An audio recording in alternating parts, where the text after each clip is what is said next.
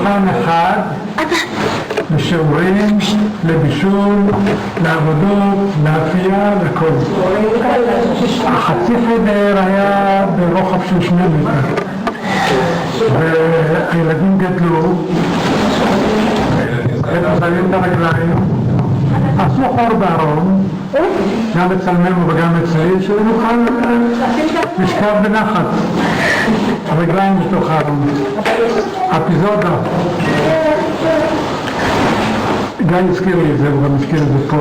מסעת נפשי הייתה אופניים. ולא בגיל 7, 8, בגיל 13 במזבח, אופניים. מה יש? מה? ואבא שיהיה בריא, כמו שאומרת כרמלה. אבא קשה מאוד, אבל הבטיח לי, אחרי בר מצווה אתה תקבל אופניים. וכמו אחת שסס ומחכה לזה, חיכיתי לו כל יום בצהריים שהוא בא, היה בא מעבודה, בקצה רחוב המדרגות, שרואים מרחוק שבאים חוצים את בצלאל, שבאים מהשוק, בטח יבוא עם האופניים, הוא הבטיח לי, יביא את האופניים. יום, יומיים, 3, עד היום. אבל לא הביא לי אופניים, אבל התנקמתי בו. היה לו רכב, הרכב שלו היה אופניים. אבל כשהשתחררנו מהשבי, ודאי. זה קשור להצלחות של אבא הצורים. כן. כשאני הגעתי לגיל מצוות, בצד היה מלחמה כזאת. תרים את הכל בבקשה. כשהגעתי למצוות, המלחמה עוד לא הייתה בעיצומה, אבל היה ככה. ויעקב היה בשבי, לא, זה היה בשבי. הייתי. מצור. המלחמה הייתה בעיצומה. לא, מצור. ובר מצווה סך הכל לקחו אותי לבית הכנסת, כתרו שמענו בבית באותו חדר ואחר שהייתה תריסה לאנשים אולי, אני לא יודע, וקיבלתי הבטחה של יעקב לחזור מהשבי, יעשו לי מסיבה גדולה. עד היום. זה שופטים לאדם? זה שופטים לאדם. ועולה עצה שופטים.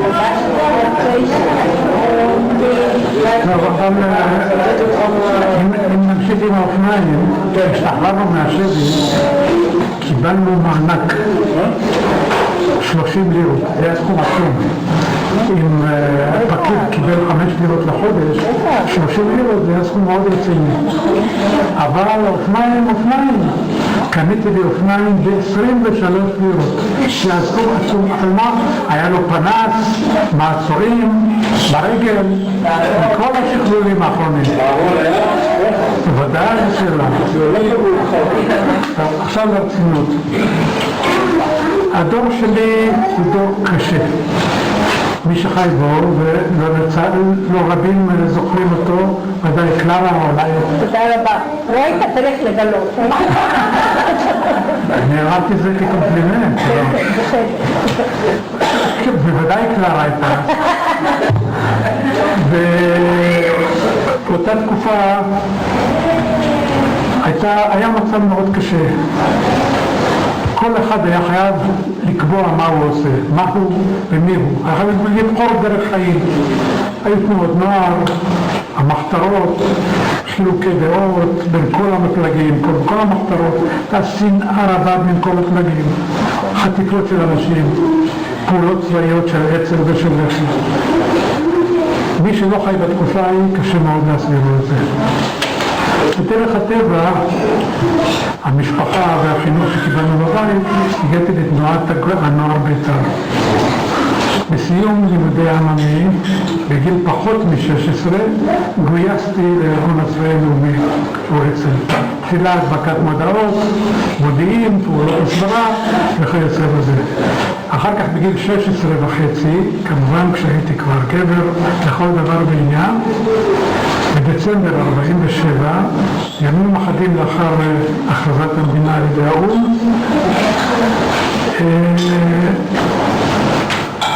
הודיעו לי שלצורך אימונים עליי לצאת לשבוע ימים, אבל אסור לגלות שום דבר בבית, הייתה מחתרת, אסור להודיע להורים, אני גם ידעתי לאן הולכים, אסור להודיע להורים, אסור ב-4 בבוקר תקום ותלך, תבוא לפה תתייצב במקום כך וכך, ובאמת התייצבנו, כל הכיתה שהייתי איתה.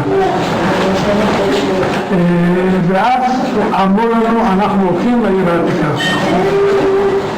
ובעיר העתיקה התחילו כבר הפרעות של הערבים, היה אסור להיכנס, הרשו להכניס רק מוצרים בסיסיים, אז בא אוטו של ברמן עם לחם, אבל אמרו תיכנסו לתוך הלחם, לא יגלו אתכם. נכנסנו איך שהיינו בתוך הלחם, אגב אבא היה צריך לראות את הדבר הזה, שעם נעליים נכנסים ליד לחם, ואז כך הגענו לתוך העיר העתיקה.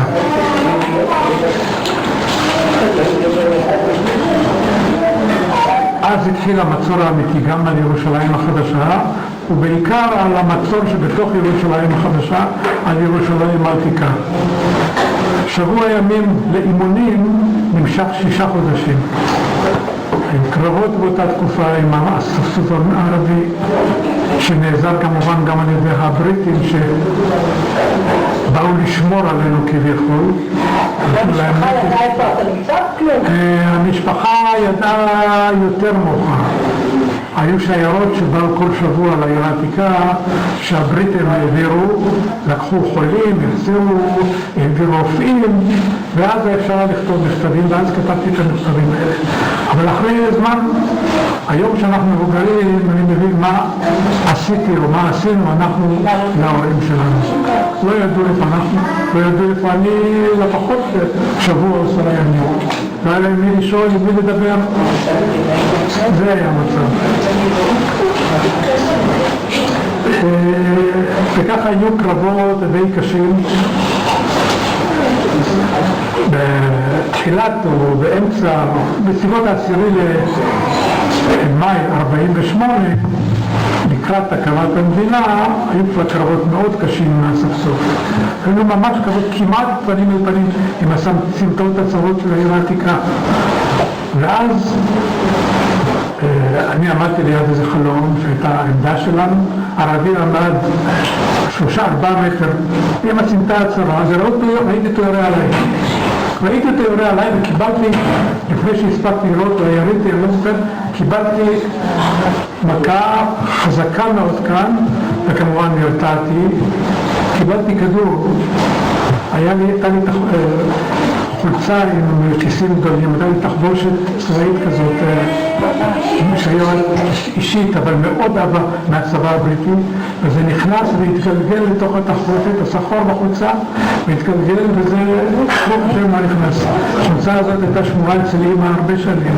שזה יתפרק. עד שכנראה שזה יתפרק.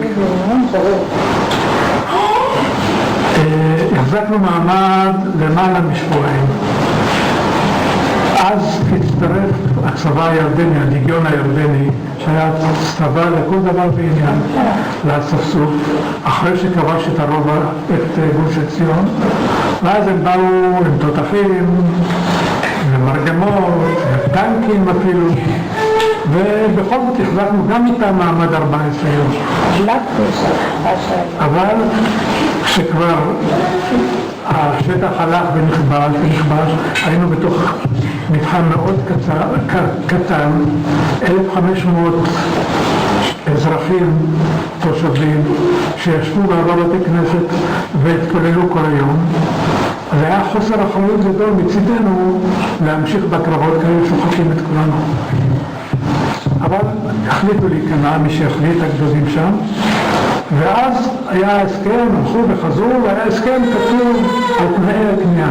בתנאי הכניעה היה כתוב שכל האזרחים והפצועים יעזבו את העיר העתיקה לעיר החדשה.